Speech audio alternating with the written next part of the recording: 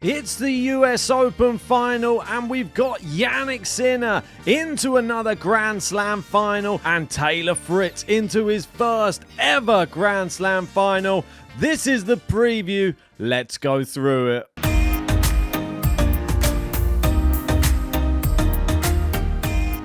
And before we go anywhere, make sure you have hit a like and subscribe to the channel. Let's get stuck into it. The men's singles final and the competitors were decided last night. And we're going to start with Taylor Fritz, who went through in 5 sets against Frances Tiafoe. It was back and forth. He came from 2 sets to 1 down to reach his first ever Grand Slam final, and he becomes the first American man to reach the US Open final since Andy Roddick in 2006, and the first to reach a Slam final since Roddick at Wimbledon in 2009. Massive for Taylor Fritz, massive for his confidence, and Tiafoe, so close, but no cigar again.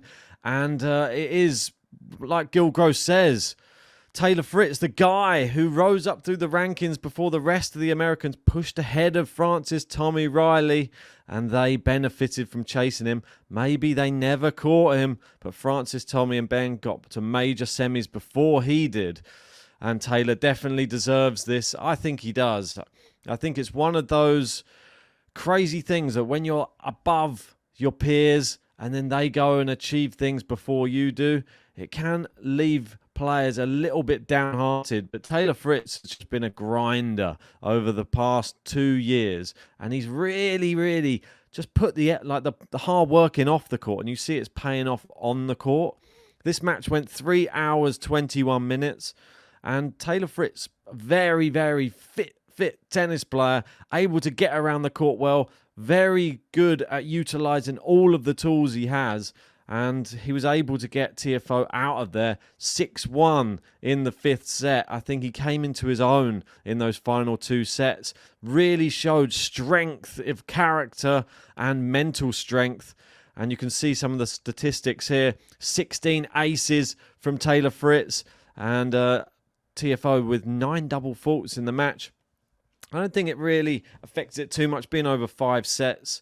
And you can see there, 80% first serve points won by Tiafoe, 75 from Fritz. And the second serve points won, quite a large discrepancy there. 65% won by Fritz and only 45% by Tiafoe.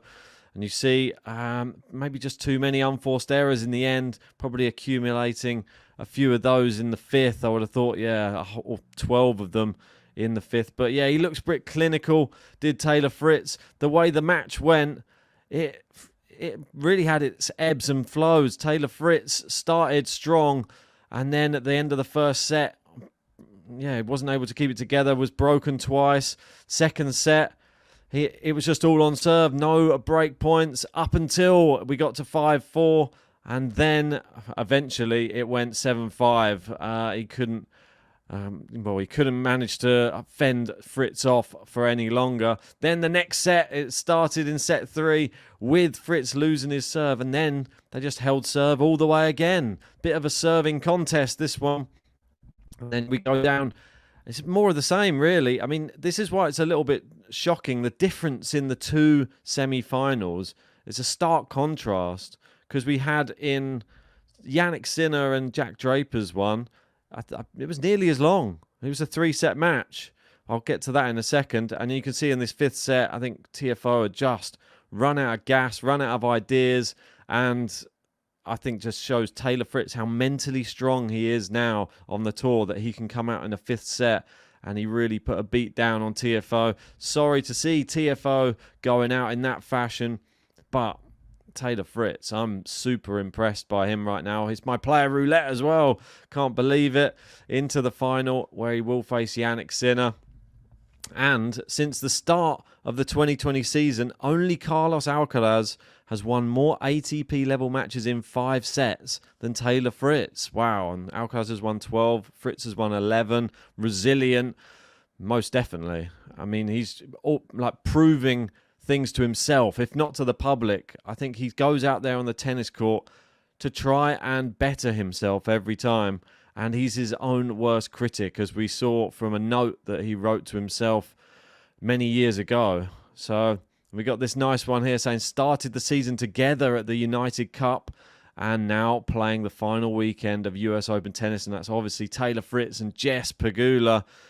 Brilliant to see the Americans doing well at the US Open, and I think his run to the final has been a brilliant run. These are not easy matches. I mean, if you compare it, I know we're going to keep harping on about it, to the run of Jack Draper, it's just completely different. We have Berrettini, Casper Ruud, Sasha Zverev, TFO. 3 top 20 wins. Yeah, a steady, methodical rise for the San Diegan. Hadn't made the second week of a slam until the Australian Open 2022. Every month he kept improving. Always had great technique and fundamentals. Taylor leaves no stone unturned. Yeah, I'm very impressed. I feel that there's a lot of things to take away from both of these semi-finals, and I'll get on to the other one just in a second. I think Taylor Fritz and his growth as a tennis player, and a lot of people have grown mentally in the sport, and that's what we've seen in this US Open. So I know that Jannik Sinner, he did his growing already. He came through against Jack Draper, who is growing, but maybe he's going to take another year or two to get to that top level. I wasn't disappointed. I think Jannik Sinner, we know how good he is. It was always going to be an uphill struggle for Jack Draper in this match.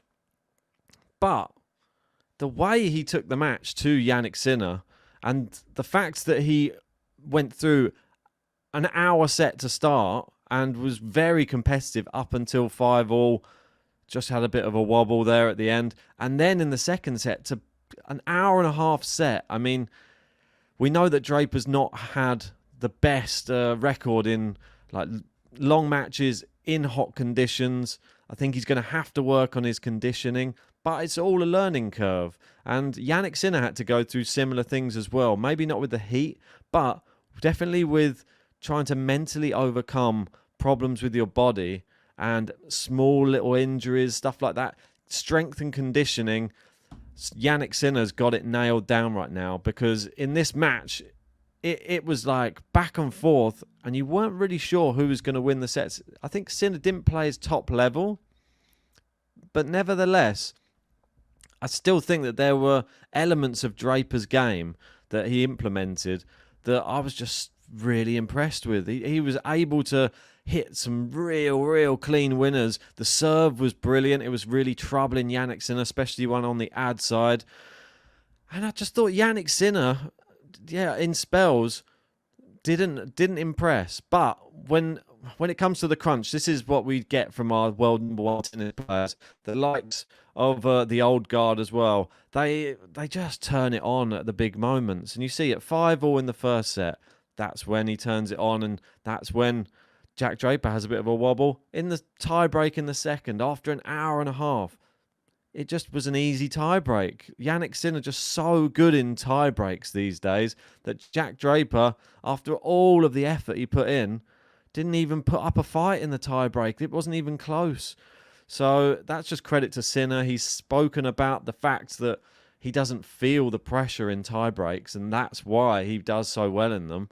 It just comes back to his days on the ski slopes when he was literally one little error would cause a catastrophic crash or an injury. So he knows there are a lot tougher, more dangerous sports than tennis. So he's got a good mindset going into them. 5 finals played, 5 finals won. Can he make it 6 out of 6 in 2024? I mean, Australian Open, Rotterdam, Miami, Halle, Cincinnati, and now the US Open final.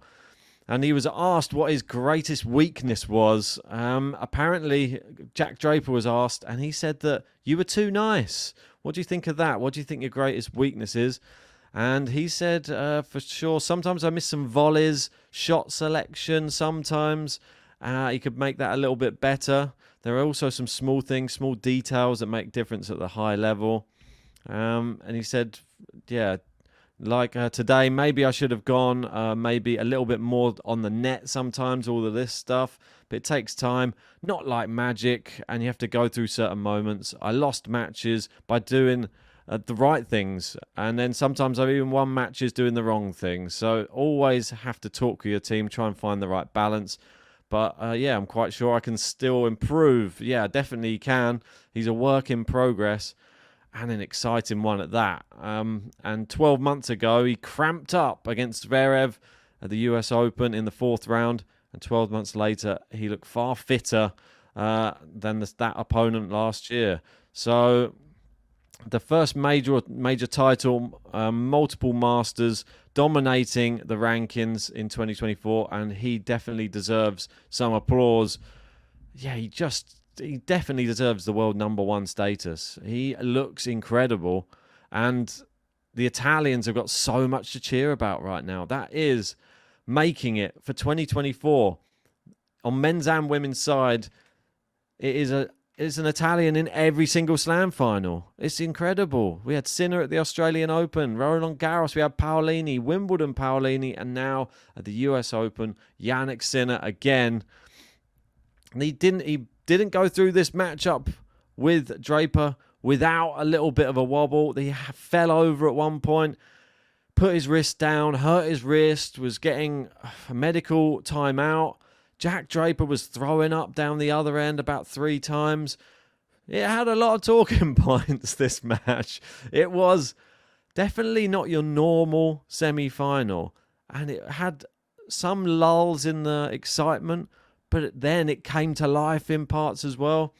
And Jack Draper was a spent force by the 3rd set and couldn't keep up with the level of fitness of Jannik Sinner. And the right man won on the day.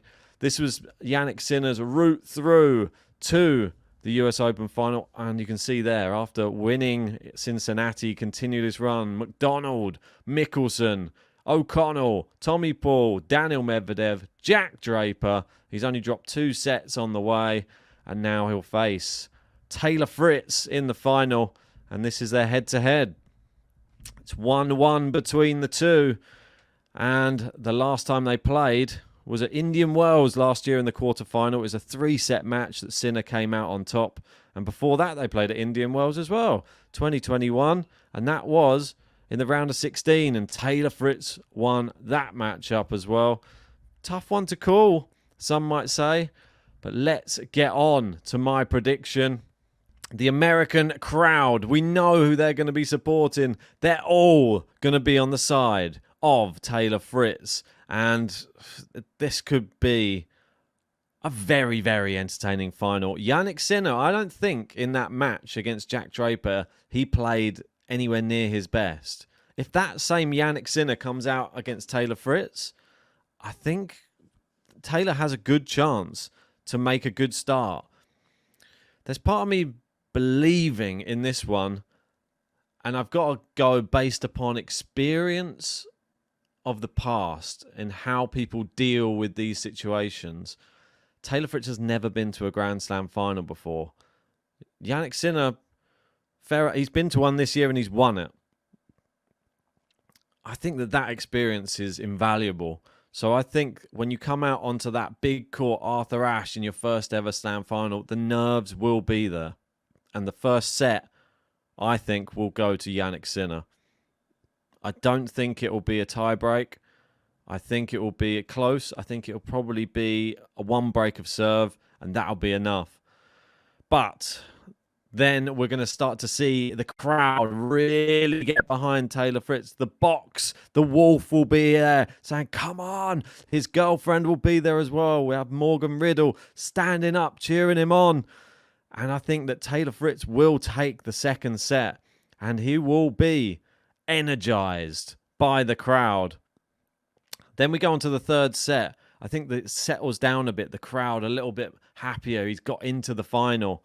But he's given himself a false sense of security there, because Jannik Sinner is going to come out hot in the third set. I think he takes the third set 6-2 and is leading 2-1. Taylor Fritz has to come back again from 2-1 down if he's to win this US Open. Can he do it? I think it goes all the way to tiebreak. We don't get any breaks of serve in the fourth set. And you know what happens when we go to tiebreaks with Jannik Sinner. I think Jannik Sinner wins the US Open in 4 sets in a fourth set tiebreak.